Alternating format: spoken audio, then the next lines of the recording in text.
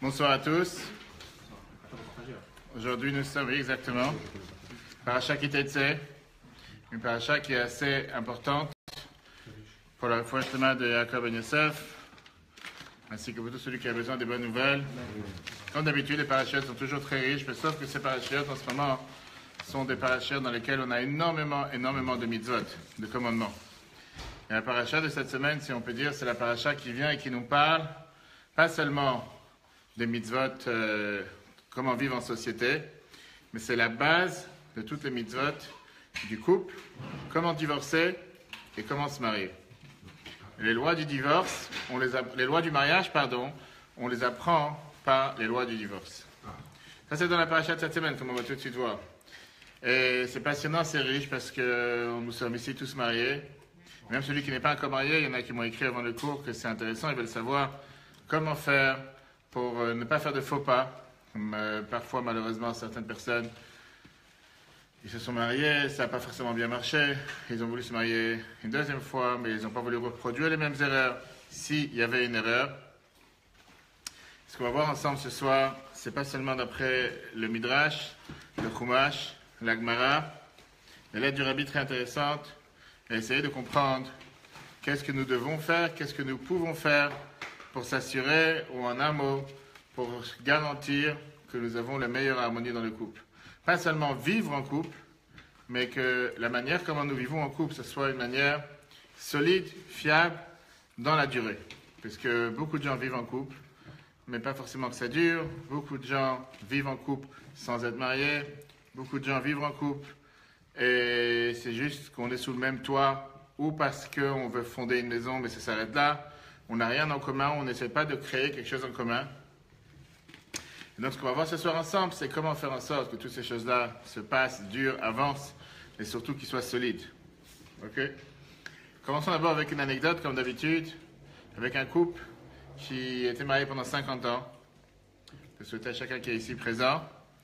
Et en plein milieu de la fête du mariage, la fête des 50 ans, la femme se lève pour commencer à couper le gâteau. La pièce montée des 50 ans, et elle voit que son mari, il essuie une larme. Ça fait de la peine. C'est le pauvre, il vient de se marier, qu'est-ce qui se passe? Elle est très étonnée. Elle dit, qu'est-ce qui se passe? Mon cher mari, t'as jamais été si émotionnel que ça. 50 ans, je t'ai pas connu avec tellement d'émotions.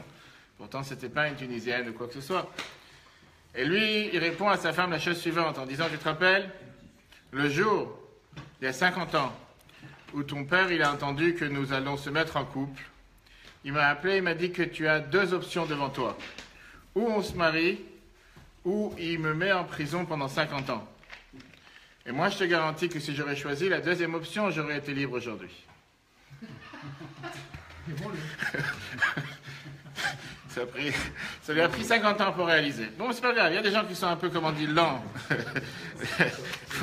Faut espérer que ça ne prenne pas autant de temps pour réaliser, mais il y a des gens comme ça, qu'est-ce que tu veux. D'accord? Alors, on peut faire des blagues sur tout. Par contre, il y a un seul sujet dans la vie où il faut un peu de sérieux, comme on dit. Surtout quand on parle d'un sujet réel, qui est le sujet du couple. Parce que chaque blague, même si c'est une très bonne blague, c'est la vie de tous les jours, la vie quotidienne de chacun d'entre nous. Qu'est-ce que ça veut dire vivre en couple? Qu'est-ce que ça veut dire vivre avec l'autre? Qu'est-ce que ça veut dire vivre toute une vie en dépendant de l'humour de l'autre? Pas seulement l'humour, mais surtout l'humeur. C'est dépendre de l'autre sans savoir à quoi tu t'attends. Alors, je n'aurais pas dit à quelle sauce allait être mangée parce que les pizzas ont plein de sauces. Mais la question, elle est, qu'est-ce que ça veut dire vivre en couple? Si je demande à n'importe quelle personne sur Terre, c'est d'essayer de faire entrer deux personnes avec un grand ego sous un petit toit. Vivre en couple, c'est quelque chose de magnifique. Mais quand tu parles avec des jeunes couples, n'importe quel couple, on te dit c'est l'institution du mariage. Qui est intéressé à vivre dans une institution? Un édifice. Tout la bracha que tout le monde a reçu sous le mariage, c'est pas la feuille, tout le monde a fait pour tout le monde. Tout le monde a reçu des feuilles. La Torah nous dit que tu s'assois, veillivnu binyan adayad, qu'on construise un édifice éternel. Pourquoi l'édifice éternel? Qui a besoin de construire un édifice? Qui a besoin de construire un nouveau bâtiment? Qui cherche à construire un bâtiment? J'ai pas envie de construire un bâtiment, j'ai envie d'aller à la mer, j'ai envie de... Bref, pourquoi ça doit être quelque chose de solide, ça doit être une institution? Et qu'est-ce qu'il y a si ce n'est pas une institution? Il y a une femme qui est rentrée une fois chez le docteur, elle s'est plainte qu'elle a des problèmes de tension. Le docteur, il a commencé à ouvrir le dossier médical de la famille. Il a dit, c'est bizarre parce que je connais ta famille. Et dans la famille, je vois pas de problème de tension. Des antécédents, il n'y a pas d'antécédents et des problèmes de tension. Qu'est-ce qui se passe? Est-ce que ça vient du côté de ton père ou du côté de ta mère? Peut-être ton père, il a des problèmes de tension. Peut-être ta mère a des problèmes de tension. Et la femme qui répond, elle dit, monsieur le docteur, il n'y a aucun problème. C'est ni mon père ni ma mère. C'est certainement à cause de mon mari. Alors, il dit, je comprends pas. Quel rapport? Quel rapport parce que ton mari, il a des problèmes de tension. Pour ça, toi aussi, tu dois avoir des problèmes de tension. Et la femme qui répond, on commence à le connaître et tu vas découvrir. Tu vas savoir de quoi on parle. Comment on vit ensemble concrètement? Comment on est fait pour vivre ensemble? Et comment on peut s'assurer surtout que ça va durer? Beaucoup de gens rentrent dans l'aventure. Beaucoup de gens commencent cette aventure. Mais malheureusement, beaucoup, l'aventure s'arrête très tôt, voire quelques mois, quelques années, et ça fait toujours mal, ça fait toujours difficile. Pourquoi la question elle est importante? Parce qu'aujourd'hui, malheureusement, comment on appelle ça, les pourcentages de divorce sont très élevés. En Amérique et en Europe, c'est environ 50%, ce qui veut dire qu'un mariage sur deux se solde par un non-mariage. Alors, il y a des gens qui sont tellement généreux qu'ils regretteront d'avoir donné un cadeau au mariage, et des fois, ils attendent de donner le cadeau pour savoir si le mariage il va durer, parce qu'ils ne veulent pas dépenser de l'argent pour rien. En Israël, c'est un peu moins que ça. En Israël, aujourd'hui, les statistiques sont d'environ 30% de divorce, mais ça n'arrête pas de monter. Et quand on te dit 30% de divorce, ce n'est pas parce que tout le monde se marie. C'est ce que tu disais que c'est bien. C'est parce que parmi beaucoup qui n'ont pas divorcé, il y en a beaucoup qui vivent en étant divorcés dans le mariage. Ça, c'est une option. Et il y en a qui sont mariés seulement parce que, pour les enfants, c'est bien qu'ils puissent dire qu'ils ont un papa et qu'ils ont une maman et qu'ils ont un couple. Et c'est pour ça qu'ils sont mariés. Mais sans ça, sans ce but-là, on n'a rien en commun. On va voir aujourd'hui dans le premier point qu'on a ensemble, la première lettre, premier chiffre. Une lettre que le rabbi a écrite, dans laquelle le rabbi nous dit comme quoi, c'est pas par hasard. C'est pas par hasard que dans notre génération, il y a tellement de difficultés à pouvoir faire en sorte qu'un couple se maintienne. La Bible explique comme quoi dans chaque génération, il y a le challenge, il y a le défi particulier de la génération.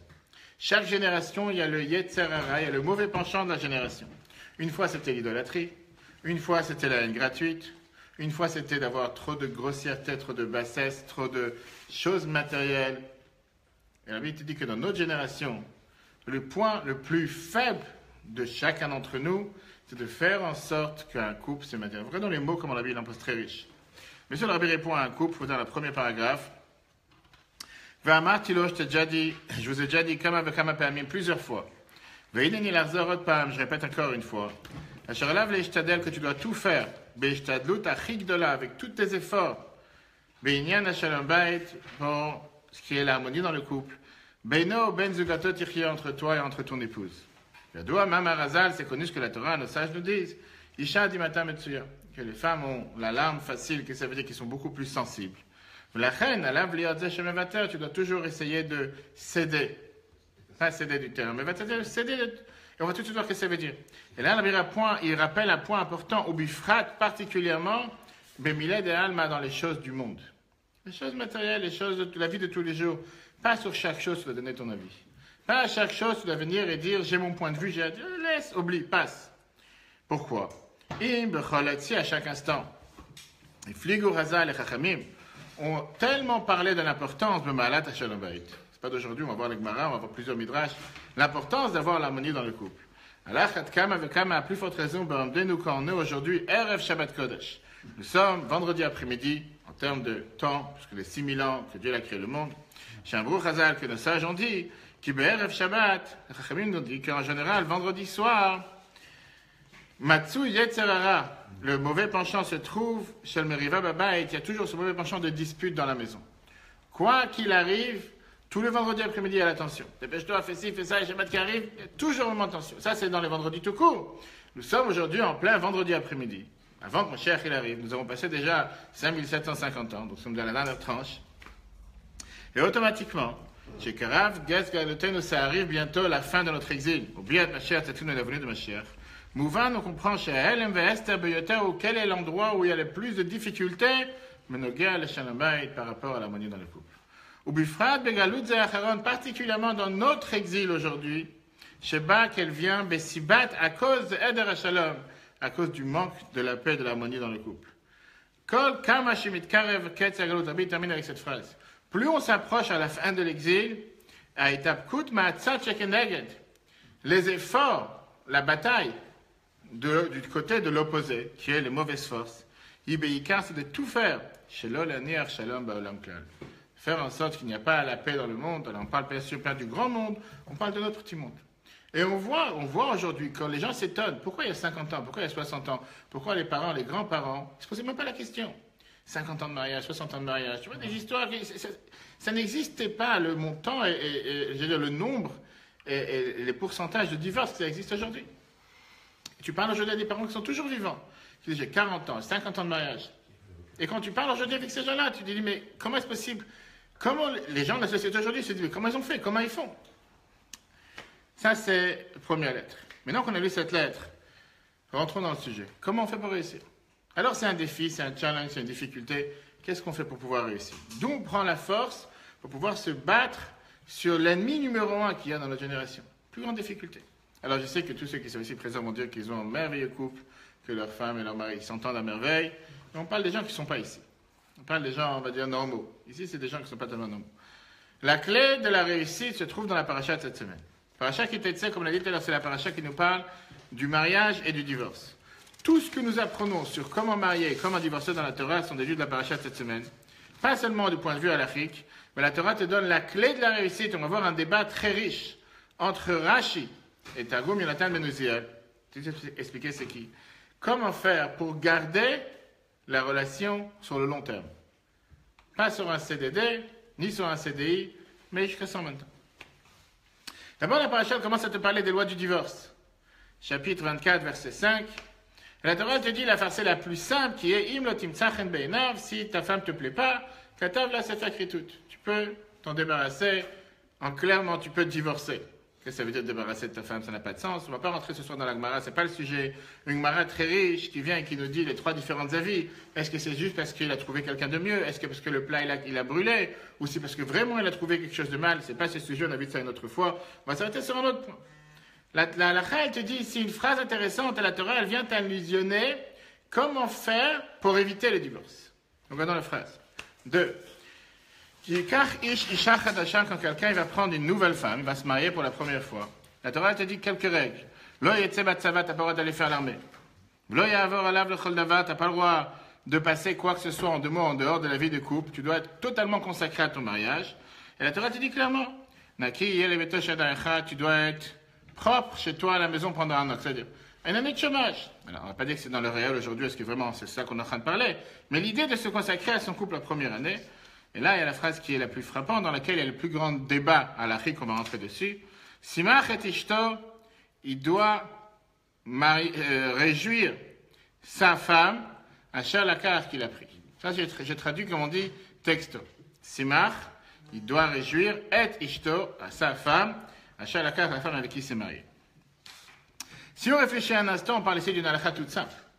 Vraiment, il n'y a pas besoin de réfléchir à quelqu'un qui vient de se marier. C'est tout à fait normal. Tu viens de te marier, consacre-toi à ton couple, consacre-toi à ton mariage. Ni aller à l'armée, ni commencer à faire des affaires, ni commencer à dormir en dehors de la maison, ni aller commencer à se promener dans le monde tout seul. 12 mois, les 12 premiers mois, apprends à connaître avec qui tu es. Bien sûr, parce que la vision de la Torah, c'est qu'en règle générale, on se marie, on n'a pas connu la personne avec qui on s'est marié 1 an, 2 ans, 3 ans, 5 ans, ou 10 ans avant. Une fois qu'on s'est marié, c'est finalement, après 5 ans d'être ensemble, on a décidé de se marier. Après la Torah, c'est que tu viens de connaître la personne. Prends le temps pour pouvoir connaître, découvrir, etc. Donc consacre 1 an. Mais là, on a un problème. Targum Yonatan ben Uziel, qui était quand même un des plus grands Tana de la Mishnah, on ne parle pas ici de quelqu'un de simple ou quelqu'un qui a inventé une histoire. Il vient et il déforme la traduction. Un autre propre mot.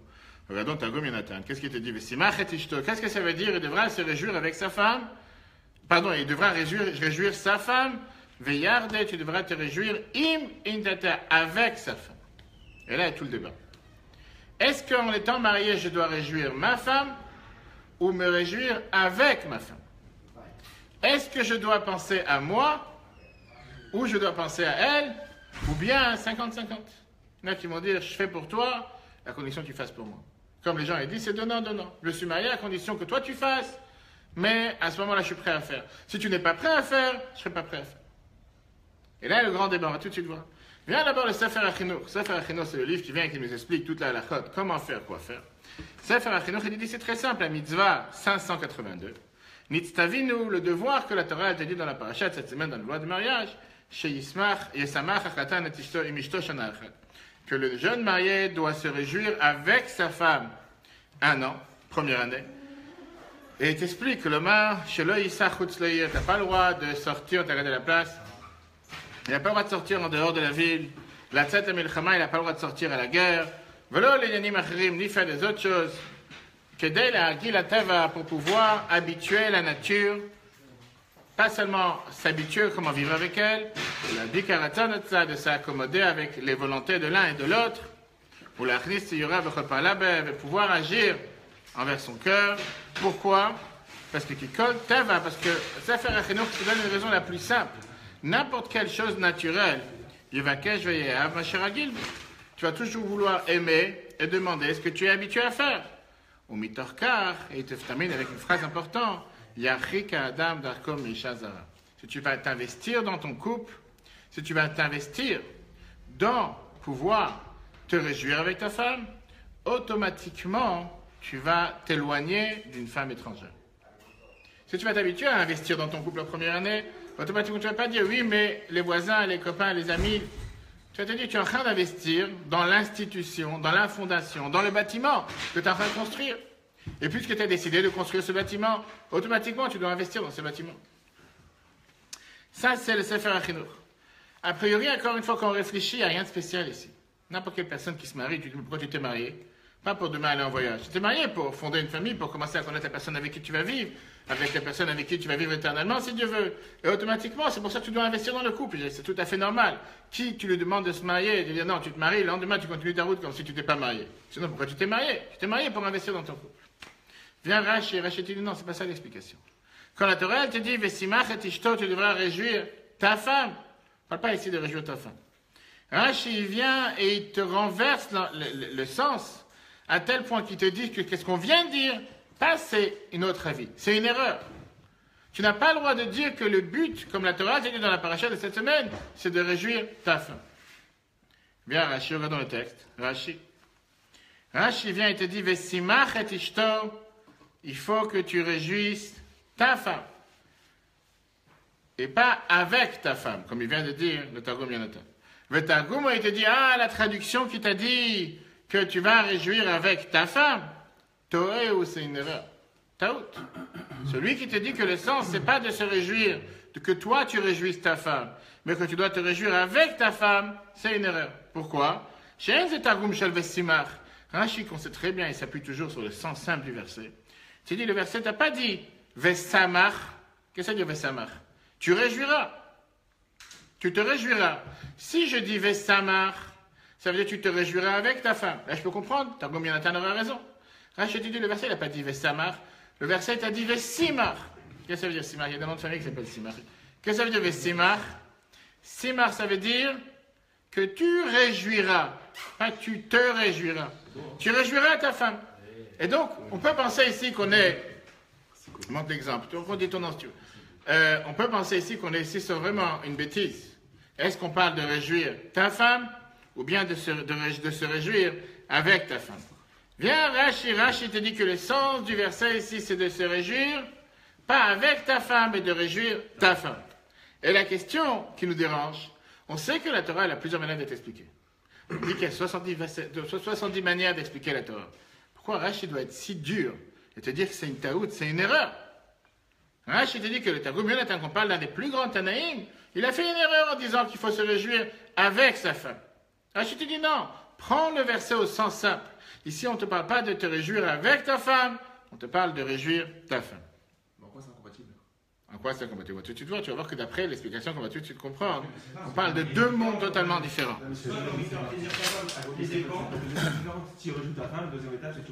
Non, mais on ne parle pas de ce que tu vas faire concrètement. On parle quel est le but. Parce que là, on est en train de parler dans le verset qui te dit les lois du mariage. Est-ce que Rashi vient te dire que c'est la clé pour pouvoir réussir dans le couple? Est-ce que la clé pour pouvoir réussir dans le couple, c'est de me réjouir avec ma femme ou bien de réjouir ta femme? Et on va tout de suite voir, c'est un débat qui a existé pendant des centaines d'années. Tous les Darshanim, tous les commentateurs de la Torah te disent que c'est un débat critique. D'après Rashi, c'est ici la clé pour la réussite, d'avoir l'harmonie dans le couple et avoir un couple qui réussit. La différence entre une vie épanouie, une vie de couple épanouie et une vie réussie, c'est entre la différence réjouir ta femme ou se réjouir avec sa femme. Comme on a dit tout à l'heure, ça peut paraître simple. On va entrer dans les détails, vous allez voir que ce n'est pas si simple que ça. Et au contraire, ici, on a toute cette clé. Ok. Qui était le plus grand professionnel de vie de couple jusqu'à nos jours? Qui est celui qui peut te dire qu'il a vu toutes les couleurs, qu'il a passé beaucoup de femmes, et qui peut te dire exactement quelle erreur faire ou quelle erreur ne pas faire? Abraham Avinu. Pourquoi Abraham Avinu? Abraham Avinu. Ça, c'est le Tana. Il y a une David Ameller, t'as dit Salomon. Qui d'autre? Qui d'autre? Qui? Methuselah. Ok, qui d'autre? Qui est celui qui peut dire, moi j'ai de l'expérience? Celui qui a pleuré, Qui a pleuré? Ah, tu parlais des chefs et Navouya? Ouais. C'est pas des femmes, c'est des prostituées. Ouais. Si tu considères ça ces femmes, ok. Pourquoi pas? C'est sûr que c'était des femmes, mais c'était pas ces femmes. D'accord? La Torah nous dit que la personne qui était la plus expériencée dans la matière et qui peut venir te donner les meilleurs conseils, notre cher roi Salomon, comme il vient d'être dit par notre cher Jérémie, pouvait l'applaudir, et c'est lui qui était le plus grand spécialiste, le plus grand professionnel dans l'histoire du peuple juif. La Torah nous dit qu'il a eu 1000 cas différents. 1000. Je ne sais pas s'il y a quelqu'un dans notre histoire qui a eu 1000 cas différents, mais ça c'est ce que la Torah nous dit. 1900. Ok. On parlera. D'après la Massoret, d'après la tradition, la Torah nous dit qu'il a eu 1000 femmes de toutes sortes, pas seulement de toutes sortes. Qu'est-ce que ça veut dire? Il y avait des juifs, il y avait des personnes qui sont converties, il y avait des personnes qui se sont converties, il y avait des filles d'Israël, des filles d'en dehors d'Israël, des filles simples qui ne venaient pas de famille de rois ni quoi que ce soit. Il y avait des filles qui étaient de famille de rois, de princes, et c'était quelqu'un qui était, la Torah nous dit, Echacham Mikol Adam, la personne la plus intelligente sur terre. Lui, il a donné 2 phrases que tout le monde connaît par cœur, sauf que quand on les dit, on ne préfère pas les entendre. On va les revoir ce soir dans les détails, qui te donne une synthèse, un résumé de qu'est-ce qu'est la vie de couple. Et le roi Salomon, le roi Shlomo Amelach te dit, c'est à toi de choisir si tu veux la première phrase, et que c'est comme ça que se passe ta vie de couple, ou si tu veux que ce soit la dernière phrase. Qui connaît la première phrase? Il n'y a pas une personne ici qui ne la connaît pas. Tout le monde la connaît, c'est affiché chez lui. Tout le monde.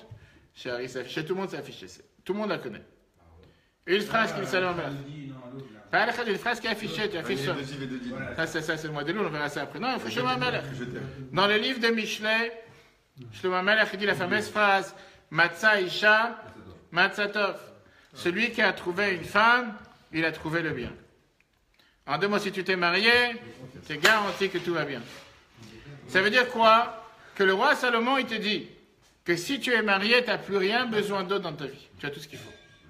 Tu es complet, tu as tout le bien. Ça, c'est par rapport à l'homme. C'est pas par rapport à l'homme, bien sûr. Pas par rapport à l'homme, qu'une fois que l'homme il est marié, tout va bien sur terre. Il n'a plus besoin de rien d'autre. Il a toute la bonté sur terre, il est riche, il est heureux, il est complet, il est parfait. Tout, la totale. Il lui manque absolument rien, et c'est ce qui est écrit dans la majorité des Ktuvot que tout le monde a ici présent, en grand. Il y en a qui ont ça avec des fleurs, avec des roses, et personne ne se prend la tête pour savoir est-ce que c'est vraiment ce qui est écrit ou pas. Ça, c'est ce qui est écrit. Mais ça, c'est la première phrase, on va dire le bon côté. Quelle autre phrase il donne sur le mariage, Shlomo Amelach? On est tout à l'heure, il a vu toutes les couleurs. Shlomo Amelach, il donne une deuxième phrase dans le livre de Kohelet, et là-bas, il te dit Umotzeani mar mimavet, je trouve quelque chose plus amer que la mort, et Aïcha, la femme. C'est les 2 extrêmes. D'un côté, il te dit, celui qui a trouvé une femme, il a trouvé le bien, il a trouvé tout ce qui va, il ne lui manque plus rien, tout va bien avec lui. Il a le total, il est totalement parfait. Il n'a besoin de rien d'autre. Et de l'autre côté, il te dit qu'il y a des choses plus pires que la mort, et ça, c'est la femme. C'est le roi Salomon qui dit ça. Qu'est-ce que tu en penses? Ta femme, c'est pire que la mort, vous allez compter. Ça, j'ai pas dit ça. Ok? Comment est-ce possible? Comment est-ce possible? Comment est-ce possible? Je peux répéter ça. Comment est-ce possible que Shlomo Amelach, le roi Salomon, la deuxième phrase, elle est, la deuxième phrase de la traduction exacte, pas dire de bêtises, la deuxième phrase, elle est que je trouve plus pire que la mort, la femme. D'accord? Comment est-ce possible que la personne qui est considérée la plus importante, la plus intelligente que tout être sur Terre peut avoir une telle différence en la matière un tel contraste entre un et l'autre, qui vraiment, il n'y a rien à voir entre les deux. Même si quelqu'un n'est pas heureux dans son couple, peut-être qu'il a trouvé la mort, il n'a pas la mort à la maison, pas qu'il pense à la mort toute la journée. Il y a plusieurs explications basiques. Première explication, c'est que la première femme était le meilleur pour lui sur Terre, et les autres, 999, lui ont créé l'enfer à la maison. Ça, c'est une explication. Il y a une autre phrase qui dit que la première phrase, il a dit quand il a eu 17 ans, la deuxième phrase, il a dit quand il avait 70 ans. Ça, c'est différentes explications. Mais la réalité, elle est que d'après le roi Salomon, c'est ce que tu dis à chacun qui va se marier. Matzah, Isha, Matzatov, tous les rabbins sous la choupa, c'est ce qu'ils disent à chaque marié. Celui qui a trouvé une femme, il a trouvé le bien, tout va bien pour lui. Et de l'autre côté, on te dit qu'il y a plus pire que la mort, qui est la femme. La réalité, elle est que ce n'est pas une question qu'on est en train de rigoler entre nous. C'est une question que la Gemara, Brachot, page 8a. La Gemara, Brachot, elle vient, elle te dit qu'en Eretz Israël, en terre d'Israël, il y avait une coutume. Et la coutume, elle était que quand quelqu'un il se mariait, on lui demandait, à chaque marié, on lui demandait la question suivante. Matzah ou Motze? Les deux phrases que Shlomo Melech il a employées. Matzah, c'était Matzah Isha Matzatov. Est-ce que la femme avec qui tu vas te marier, tu vas trouver le bonheur avec elle, ou bien tu es prêt à trouver l'enfer? Que le jour du mariage de quelqu'un, on demandait à la personne, est-ce que tu rentres dans la première catégorie ou tu rentres à l'enfer? Et il y a des gens que le jour du mariage, imagine-toi un instant, tu te trouves sous la choupa, au temps de Shlomo en Israël, et on disait à la personne dans laquelle tu penses, t'as trouvé l'enfer ou t'as trouvé... Il dit non, j'ai trouvé l'enfer, pourquoi tu te maries alors? Pourquoi tu vas vers le mariage? Mais c'est une question que vous demandez à chacun. Est-ce que c'est allusion à ce qu'il a Matzah Isha Matzatov, est-ce qu'il a trouvé le bien? Ou bien Motze Anima Mimavet, Motze qui veut dire il a trouvé plus pire que la mort. La question elle est d'abord, est-ce qu'on essaie de décourager quelqu'un la veille de son mariage? Et de l'autre côté, est-ce qu'il y a n'importe quel khatan, n'importe quel marié qui est en train de se marier, qui pense pas un instant que la femme qu'il a trouvée, c'est la femme la plus parfaite pour lui sur terre, et que le moment du mariage, la personne elle lui met le doute en disant, t'es sûr, t'as trouvé le bonheur ou t'as trouvé l'enfer? Il dit, je sais pas, peut-être j'ai trouvé l'enfer. Alors viens, on fait la choupa. Qu'est-ce que tu fais là? Sors dehors, t'as trouvé l'enfer, t'as rien à faire, c'est quoi cette question? Vient la réponse que tous les commentateurs nous donnent, on va tout de suite voir. Ce n'est pas juste une question de synthèse, c'était juste une question, une blague qu'on faisait à une khatan sous la choupa. C'était même pas une question. C'était une phrase, c'était comme une base pour pouvoir réussir dans son couple, qu'on disait à chaque mariage sous la choupa. On n'est pas en train de lui poser une question, est-ce que tu as trouvé le bonheur ou tu as trouvé l'enfer? On est en train de lui dire que maintenant que tu vas construire une nouvelle famille, maintenant que tu vas construire un nouveau couple, une nouvelle vie, sache que tu peux vivre ta vie de deux manières différentes. Tu peux vivre ta vie comme matzah, qui veut dire tu as trouvé une femme, tu as trouvé le bonheur, et que Dieu nous en préserve. Tu peux vivre ta vie comme motze, qui veut dire celui qui a trouvé, je trouve plus pire que la mort qui est la femme. Mais est-ce que pourquoi? Une seconde. Et pourquoi on dit ça au marié le jour de son mariage? Pour dire que le futur de ta vie dépend de vous à partir d'aujourd'hui. En fonction de ce que vous allez faire, en fonction de votre comportement entre vous, ça sera ou le plus grand bonheur ou la plus grande enfer. Et si on n'avait pas besoin de Shlomo Hamel et du roi Salomon pour nous expliquer une chose pareille, on le voit clairement dans la vie de tous les jours. C'est quoi la question? Question? Non. Oui, est-ce que le moitié, on peut le devenir, on peut le transformer en ça? 100%. Tout dépend de ton comportement. Est-ce que quand on entend des histoires avec un homme qui est soi-disant très gentil et une femme qui est complètement... Est-ce que c'est qui est soi-disant très mauvaise? Tout bien? Non.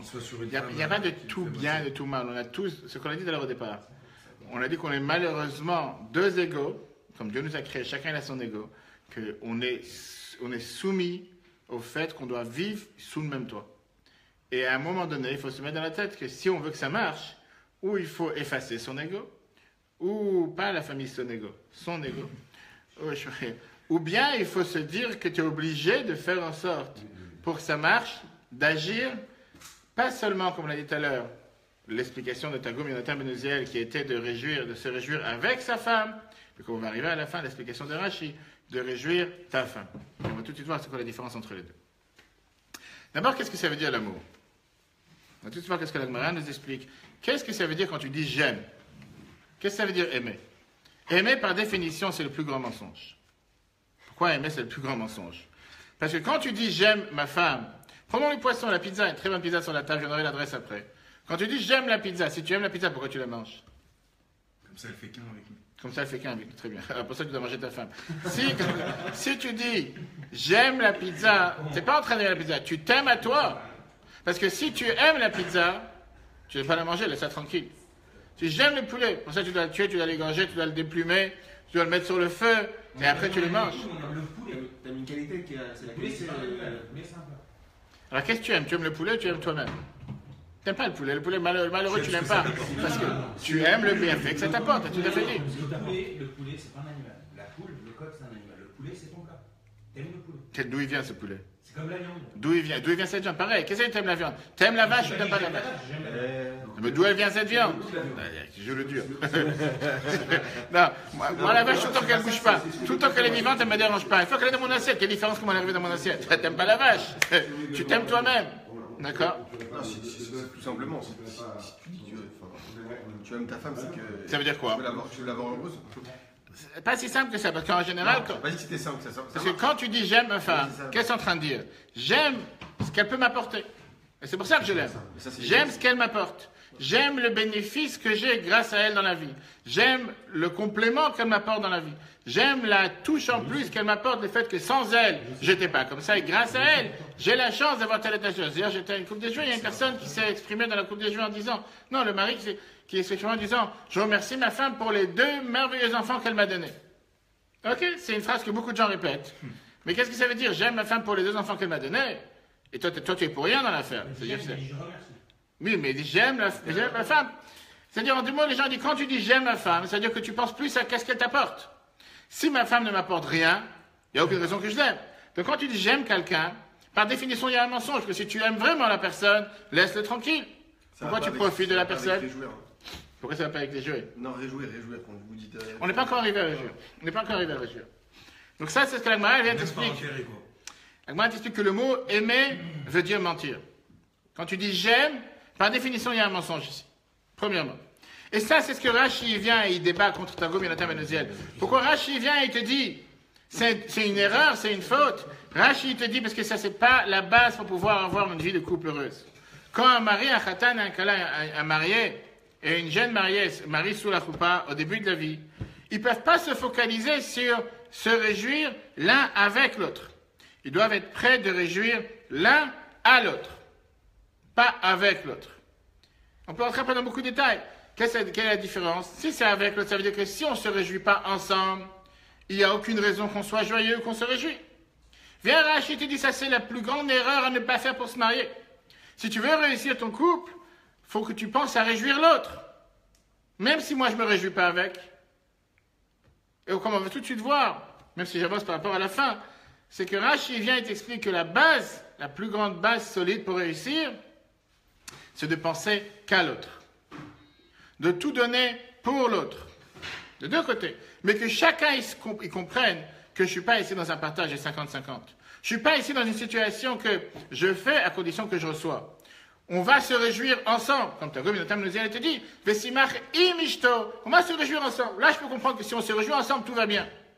Mais si jamais on ne se réjouit pas ensemble, si jamais je suis en train de faire quelque chose que moi, ça ne me plaît pas, ou moi, je n'ai pas envie de faire, ou moi, ça me coûte quelque chose, pourquoi je le ferai? On n'a pas essayé ensemble. Viens Rachid te dit, fais pas cette erreur.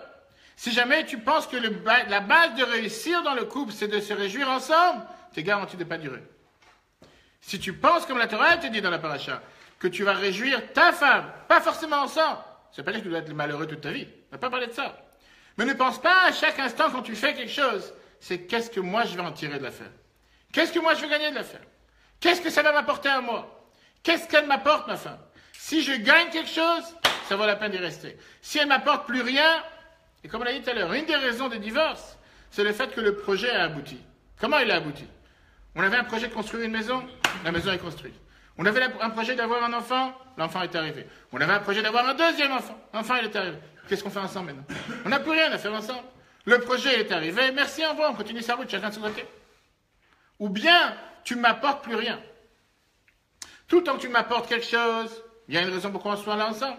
Mais quand tu ne m'apportes plus rien, ou si c'est le repas que tu m'as pas préparé, peu importe les différents détails, mais je tire plus profit de cette union, il n'y a plus de raison d'être ensemble. Et qui t'a dit que le but d'être unis, de l'union qu'on a fait ensemble le jour du mariage, c'était pour pouvoir tirer profit l'un de l'autre? Que ça, par définition, est le mot mariage. Le mot mariage, je dis, le mot amour, qu'on était là, le mot amour comme la Gemara te l'écrit, c'est un pur mensonge. Quand tu dis j'aime moi-même. Et puisque j'aime moi-même, j'aime ce qu'elle m'apporte. Et le jour que ça ne m'apporte rien, Je l'aime plus. C'est pas que je m'aime plus. Tout le monde dort, on avance. Viens Rashi, il te dit, et ça c'est la raison pourquoi Rashi vient et te dit, que c'est pas, comme on a dit tout à l'heure, réjouir avec l'autre, mais réjouir l'autre. Rashi te dit que la base elle est, je dois être prêt de faire un sacrifice, de me sacrifier pour l'autre, de céder pour l'autre, et d'être prêt de donner à l'autre tout ce que l'autre a besoin. Oui, mais après, on rentre dans Des un deux autre côtés. truc. Oui, mais après, on rentre dans un autre problème. Quoi le problème? C'est moi, je me tue pour toi et j'ai pas de retour. Mais Et justement, on en revient maintenant, au- mais c'est dans les deux sens. C'est dans les deux sens. Chacun doit se dire, c'est pas que je fais quelque chose pour toi à condition que tu fasses pour moi. On aurait dû faire un cours mixte ce soir. alors. C'est de ma faute que t'as pas ta femme, t'aurais dû l'amener. Non, D'accord? Ta femme, elle regarde le Viens, la Torah, elle te c'est ça, dit, comme dis-le, ça. regarde le direct. Tu peux regarder le replay après. Si quelqu'un il arrive tard le soir, par exemple, il est fatigué du travail, il voit la maison qui est en l'air, c'est tellement plus facile de dégénérer. Qu'est-ce qui s'est passé ici? Je pensais, j'allais arriver dans le calme, ma PlayStation, mon émission, va savoir quoi d'autre. Viens, la Torah, elle te dit au contraire. Si tu penses un instant que tout le but et toute la base pourquoi tu t'es marié, c'est que finalement, il y a quelqu'un qui va remplir tous tes rêves, ne te marie pas. Remplis tes rêves différemment. C'est pas comme ça sonne. Mais tu dois être prêt à ce que le lendemain du mariage, ta vie change, elle soit totalement différente de comment tu l'as prévu. Et comme on va tout de suite voir, c'est pas seulement un rêve, c'est pas seulement d'après Rashi dans la paracha de cette semaine, mais en réalité, c'est ce que la Torah nous raconte avec Yaakov. Fameuse histoire que la Torah nous parle sur Yaakov. Comme quoi, il avait un rêve, il avait un plan. Le jour du mariage, son plan a été démonté. Le jour du mariage, le plan, il n'était plus le même qu'il s'est imaginé, pour lequel il a travaillé, pour lequel il s'est préparé tellement de temps. Et néanmoins, la Torah nous raconte cette histoire. Pourquoi la Torah nous raconte? Juste pour nous montrer comment Yaakov, c'était quelqu'un qui était tellement bête, qu'il ne savait pas comment se marier, il ne savait pas qui trouver. Et pour ça, le malheureux s'est fait avoir le jour de son mariage. Regardons le texte. Tellement bête. Justement, c'est ça que je dis. Pourquoi la Torah nous raconte une chose pareille? Pas parce qu'il était tellement bête, pour nous dire quoi faire et comment agir. Et là, on comprend que la phrase que Shlomo HaMelech, il a dit, est-ce que c'est matzah, est-ce que c'est si, quand tu as trouvé une femme, tu es comblé, tu as trouvé tout le bien, ou bien tu as trouvé pire que l'enfer? Parce que Shlomo HaMelech, il est en train de te dire qu'on parle ici de deux hommes différents. Pas comme on a dit jusqu'à maintenant, de deux femmes différentes. Un verset il te parle, quand tu as trouvé tout le bonheur, on parle de quelqu'un qui sait qu'il y a quelqu'un d'autre dans la maison. Je ne me suis pas marié avec moi-même. Je me suis marié avec quelqu'un d'autre. Je me suis marié avec une autre personne. Et donc, puisque je suis marié avec une autre personne, j'ai pris sur moi l'engagement de me donner à fond pour l'autre. D'être totalement dédié à la cause de l'autre. Je suis prêt à tout faire pour l'autre. Dans ces cas-là, je suis garanti d'avoir trouvé le bonheur. Parce que la clé pour pouvoir réussir dans le couple, c'est de donner. Plus tu donnes, en réalité, plus tu reçois. Plus tu agis pour l'autre, plus tu es garanti de recevoir. Pas parce que tu le fais pour. Le deuxième homme, Shlomo HaMelech, il vient te dire, le roi Salomon, c'est pas que j'ai trouvé le bonheur par ça que je me suis marié, mais c'est que je me suis trouvé moi-même. Je me suis marié pour mon propre ego. Je me suis marié pour avoir quelqu'un qui va satisfaire mes besoins. Je me suis marié parce que puisque ma mère ne pouvait plus me supporter, j'ai décidé que maintenant je trouvais une autre femme, qu'elle va s'assurer de faire ce que moi j'ai besoin. Et dans ces cas-là, Shlomo HaMelech dit, tu as trouvé l'enfer. Si tu penses que le but du mariage, c'était pour voir quelqu'un qui remplit tous tes désirs, et seulement ça, et que toi, tu n'es rien prêt à faire pour l'autre, et si tu fais quelque chose pour l'autre, c'est juste en contrepartie de ce que tu attends en retour, tu as trouvé l'enfer. Si chacun, ils arrivent à échanger avec un langage, que je vous donne un exemple, l'homme, il rend beaucoup de services à sa femme, et la femme, elle gâte l'homme à la maison, belle table, elle reçoit machin, etc. Par exemple. Et que l'un dans l'autre, ils arrivent à dialoguer comme ça, et que chacun, il trouve son compte, c'est pas péché. Personne n'a dit que c'est un péché. Mais encore une fois, c'est une belle construction. est-ce que tu as construit une SCI ou bien une SARL de rendre des services à la personne? Si on parle Non, sur c'est pas ça le mariage. Non, c'est pas ça le mariage. Le mariage, c'est pas une boîte de rendre des services à la personne. Il y a des boîtes pour ça. Va téléphoner à une boîte, tu vas voir les services à la personne. Tu as même des boîtes pour les services aux personnes âgées, pas de problème. Oui, Mais c'est pas, tu t'es pas marié sur une base, une fondation que, à partir d'aujourd'hui, je cherche quelqu'un qui rende service pour que cette personne me rende service. Au lieu de créer une autre boîte, au lieu de payer un tarif, on va savoir. Je préfère avoir ma propre boîte. C'est pas comme ça marche. Regarde ce que la Torah nous dit par rapport à Yaakov. Bereshit, chapitre 29, verset 2. La Torah nous dit clairement, Vayavod Yaakov Rachel, chiffre 3, et Yaakov, il a travaillé pour Rachel, Sheva Shanim pendant 7 ans. Vayu Beinav Kayamim Achadim, la Torah nous dit que c'était comme quelques jours. Be'avato, tellement il aimait. Alors la Torah nous dit que travailler 7 ans pour une femme que tu aimes est considéré comme quelques jours. Tous les commentateurs te demandent la question, c'est tout à fait le contraire. Si tu aimes quelqu'un énormément, te faire attendre 7 ans, c'est comme si tu as attendu une éternité, c'est pas quelques jours. En général, tu ne peux pas attendre. Imagine-toi que tu attends ta future mariée qui arrive à l'aéroport. Et l'avion, il annonce que dans l'aéroport, on annonce dans les haut-parleurs que l'avion s'est trompé de trajectoire. Il n'arrive pas dans 1 heure, pas dans 1 jour, pas dans 7 jours. Il arrive dans 7 ans. Tu vas rester à attendre pendant 7 ans avec les fleurs. Laisse-moi tranquille, chercher quelqu'un d'autre. Qu'est-ce que je vais attendre encore 7 ans? Ça, c'est ce qui s'est passé avec elle. Pas seulement ça. Si tu te dis, je vais attendre 7 ans, tu penses que ça va passer en quelques jours ou ça va voler d'une éternité? Comment est-ce possible que la Torah te dit que quand Yaakov, il a décidé de travailler encore 7 ans pour finalement se marier avec la femme avec qui il aurait dû se marier au départ, c'était considéré à ses yeux comme quelques jours. Regardons la réponse que la Kedat Yitzhak, Rabbi Yitzhak Harama nous dit, sage d'Espagne. Il dit la chose suivante. C'est la question qu'il demande. Comment il peut dire que c'était à ses yeux comme quelques jours, autant les morts? Adraba, au contraire. Le mage qu'Adam meurt, quelqu'un, il a soif, il attend quelque chose avec un tel désir, ou tsar gadol, c'est une grande souffrance. Va'aman machif, c'est une fatigue qui pèse sur lui. Qu'est-ce que ça veut dire? Il attend quelqu'un, il était tellement sûr que la personne va atterrir, et tout d'un coup, il dit, il arrive dans 7 ans. C'est pas quelque chose qui a passé comme quelques jours. Va'elel Omar, il aurait dû dire, Va'yu be'enav ke'elef shanim. Tu dis, il aurait dû dire que c'était pour lui, comme si c'était 1000 ans. C'est infini. Il ne peut pas attendre. Vient le Ramban, Nachmanite, et nous donne ici une réponse qui est totalement un bouleversement par rapport à ce qu'on pourrait comprendre dans le langage simple du verset. Et il te dit que ça, c'est la vision juive de qu'est-ce que ça veut dire l'amour. Ramban, il vient et te dit dans Bereshit, le même chapitre, le verset juste après. Kibiroto, Ed Rachel Kiroaï, quand Yaakov, il a vu que Rachel était celle qui était en train d'être berger, troupeau de son père. Qu'est-ce qu'il a fait à la place de Yaakov? Ramban nous dit, Chamal alea shalatashuv lirot sanod. Il a eu pitié sur elle en disant, je ne peux pas supporter que ma bien-aimée, mon amoureuse, va elle être berger. Il aimait tellement, il a dit, toi arrête de travailler, moi je t'enverrai à ta place. Et c'est qu'en travaillant à sa place que ça a duré que quelques jours. Il n'a pas vu les 7 ans passés. C'est-à-dire que Ramban était dit que le travail de Yaakov, c'était qu'il s'est tellement engagé pour pouvoir se marier avec Rachel, que puisque les filles de Lavan étaient des filles qui travaillaient dans les champs, le deal que Yaakov il a fait à Lavan en lui disant, tu sais quoi, puisque c'est ma bien-aimée et je n'ai pas envie de la voir travailler si dur, dis-lui qu'elle arrête de travailler. Mets-la en chômage ou pas en chômage, ce que tu veux. Laisse-moi, moi, prendre sa place et travailler pour elle. Et il était tellement pris par ce qu'il est en train de faire, parce qu'il voulait tellement pouvoir réussir dans son couple, dans le futur couple, que c'est passé comme quelques jours, il n'a pas vu les 7 ans passer. Parce que chaque minute qu'il travaillait, c'était pas qu'il est en train de travailler dur pour lui, mais il était en train de remplacer le travail de sa femme. Au lieu qu'elle soit si dure en train de travailler, chaque minute qu'il est en train de transpirer sous 30 degrés de chaleur, avec un air comme aujourd'hui, on ne peut pas respirer, il disait, mais tu sais quoi, c'est pas que moi je suis en train de souffrir, c'est à la place de ma femme que je suis en train de faire moi. C'est ce qu'il a fait, c'est ce que la Torah te raconte. Et c'est pour ça que la Torah te dit, quand il aimait à elle. Yaakov ne s'aimait pas à lui. Yaakov, la Torah te dit que comment il a expliqué, il a découvert l'amour par ça qu'il aimait elle. D'ailleurs, les Chachamim nous disent que chaque fois que la Torah elle parle d'amour, c'est jamais envers une personne, c'est toujours envers l'autre. Tous les matins dans le schéma, qu'est-ce qu'on dit? Ve'ahavta et Hashem, tu aimeras Dieu. Quand on parle d'aimer ton prochain, tu aimeras l'autre.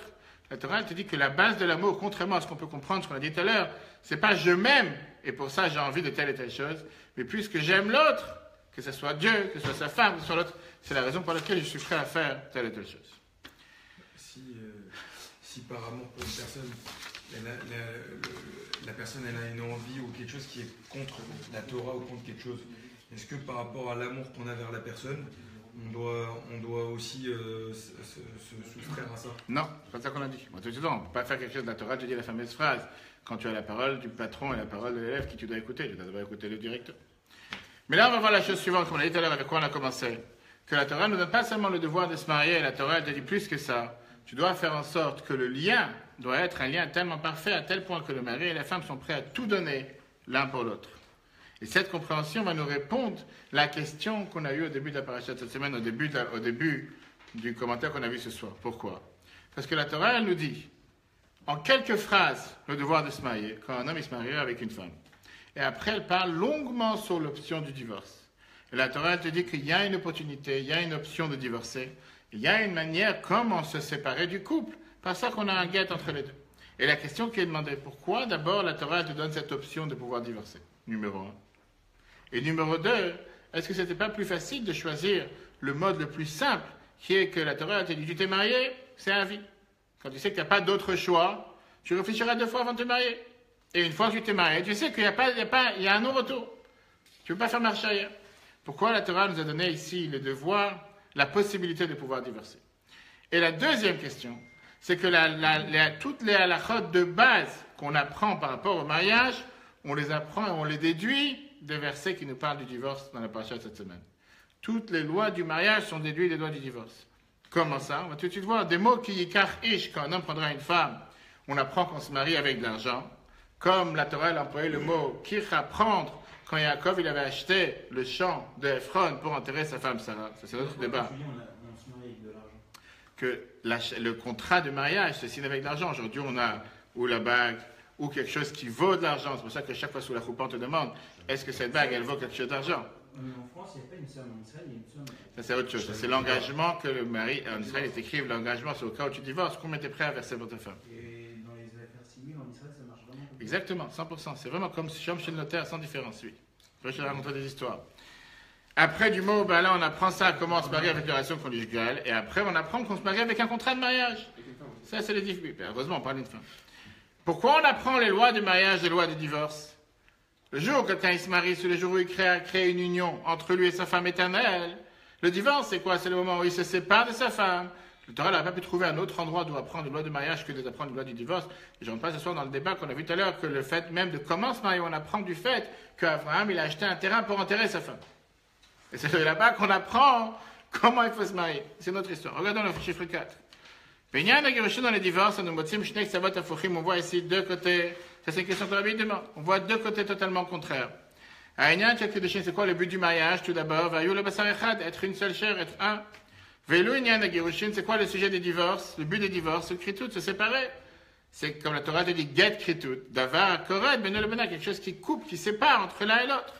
Ou vechozot, et néanmoins, dîner kiddushin, il m'a dit, mais vrai girushin. On apprend les lois du mariage, les lois du divorce. Comme on vient de voir tous les détails. Comment est-ce possible? La réponse, elle est, Don Yitzhak Ababanel, commentateur du Chumash. Tu connais? Lui, il vient et il nous donne la réponse très simple.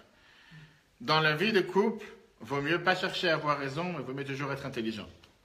C'est quoi le lien d'un couple qui peut réussir?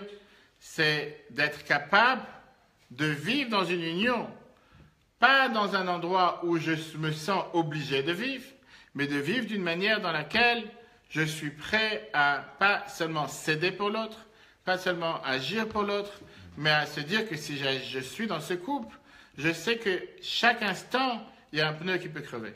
Chaque instant, il y a la porte qui peut s'ouvrir. Chaque instant, il y a le divorce qui peut arriver. Et donc, comme je n'ai pas envie que ça arrive, je veux tout faire pour que ça n'arrive pas. Si j'aurais pris les choses d'une manière comme tout est dû, tout est obtenu, le fait que je me suis marié, de toute façon, je peux faire tout ce que j'ai envie, il n'y a aucune autre option, pas forcément j'aurais investi dans mon couple. Mais quand je sais qu'une fois que je me suis marié, à chaque instant, je ne vais pas dire la menace, mais à chaque instant, il y a l'option de pouvoir se séparer, il y a l'option que la Torah te donne, et la preuve, c'est que les lois du mariage sont apprises des lois du divorce. À ce moment-là, je vais faire attention à investir dans mon mariage. C'est ce que donne le Sacre de Dieu. On n'a pas le temps de voir en oral, on va voir dans le texte, on verra juste après.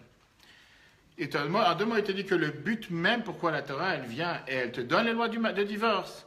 Comment investir à chaque instant dans le mariage que tu es en train de construire.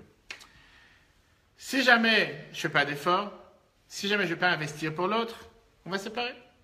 Je ne gagne plus rien, je n'ai plus aucun intérêt à être ensemble.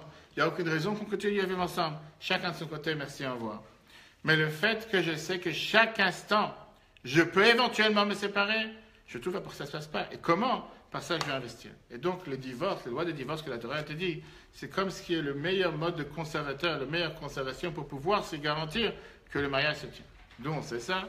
Avec tout ce qui est aujourd'hui la concurrence. Quand tu as une société une seule société qui te vend des portables, tu as une seule ligne de portable, tu as une seule, je ne sais pas si c'était la première en France, Orange, peu importe comment c'était, comment c'est France Télécom, on va savoir.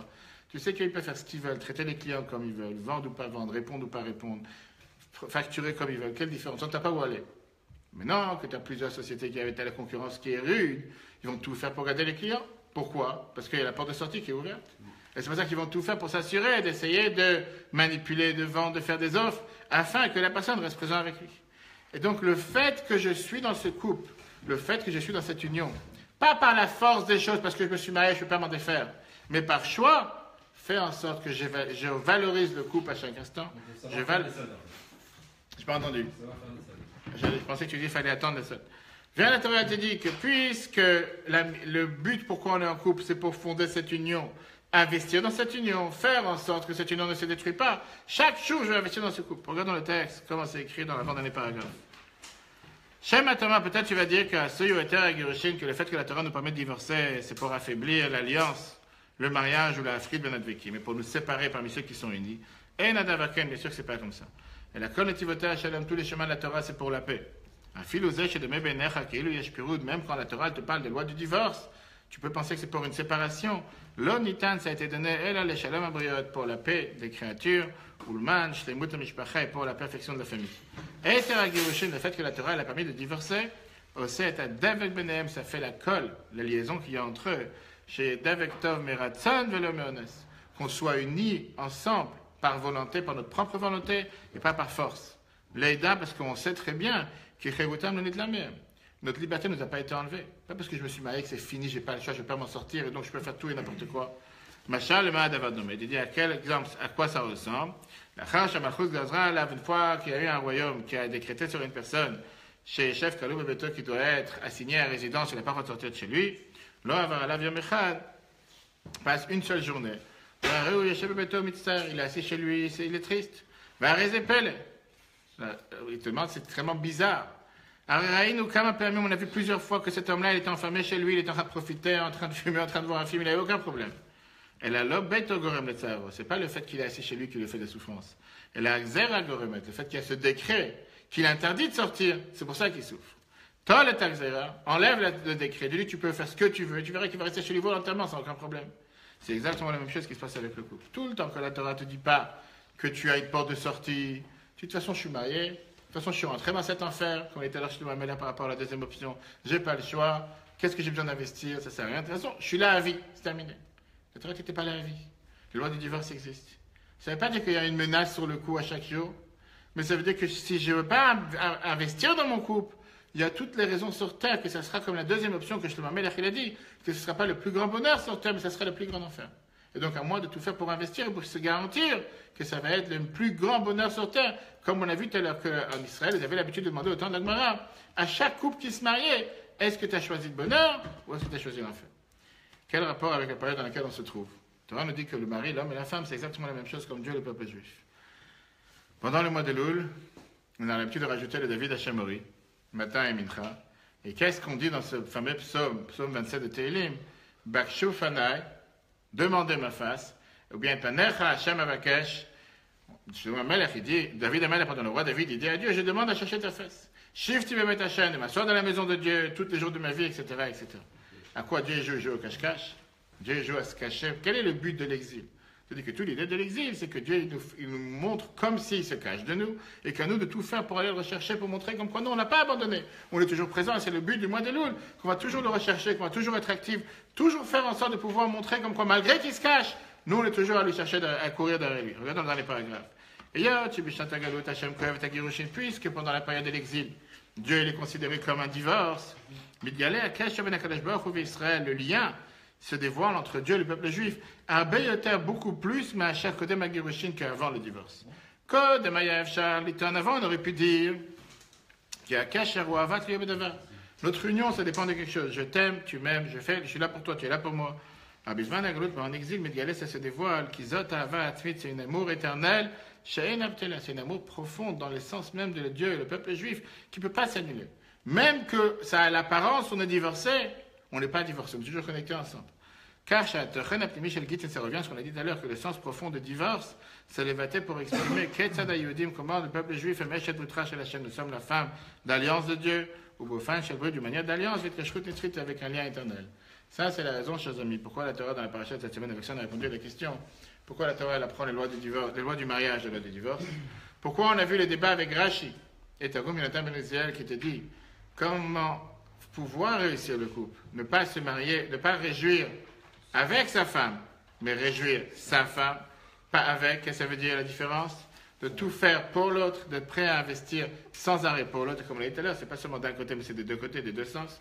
Et quand on agit de cette manière, on est garanti d'avoir le meilleur remède pour pouvoir avoir un couple qui dure éternellement. Que Dieu fasse que ce soit pareil pour chacun d'entre nous. Pas seulement s'imaginer qu'on s'est marié ici sur un contrat, qu'on s'est marié ici sur des devoirs, sur des obligations de l'un envers l'autre. Et que Dieu fasse qu'on puisse mériter avoir beaucoup de satisfaction des enfants, et surtout dans le mois de Loul. Ça fait bien qu'on demande à Dieu que Dieu vienne nous rechercher, que Dieu soit présent pour écouter toutes nos prières, pour avoir une très bonne et douce année. Le mois de Loul, c'est le mois dans lequel on dit que le roi il est dans le champ.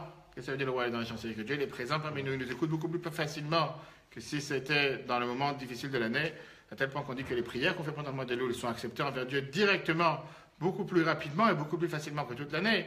C'est la raison pour laquelle on est pendant cette période de 40 jours où on investit à réparer tout ce qu'on a pu ne pas faire correct pendant l'année. D'abord que ce soit envers son couple, envers soi-même, envers parents, enfants dans la société. C'est une des raisons pourquoi je suis en train de vérifier les tefilines, vérifier les mezuzot, celui qui n'a pas fait les derniers 12 mois ou celui qui a l'habitude de le faire régulièrement. Et d'essayer de rajouter, on rajoute 3 psaumes tous les jours, on rajoute les slichot pour les sfaradim tous les jours. Pourquoi? Parce que c'est le moment où jamais on investit pour pouvoir obtenir le meilleur crédit pour la nouvelle année. Que Dieu fasse qu'on soit le meilleur crédit, que tout ce que chacun désire soit accompli, et qu'avant la nouvelle année, on soit réunis avec Mashiach à Yerushalayim. Très bonne soirée à tous et à la semaine prochaine. Et surtout que Dieu fasse que la chaleur s'arrête. Parce que, il peut faire très chaud, mais avec un peu d'air. Que Dieu vous bénisse. Très bonne soirée à tous.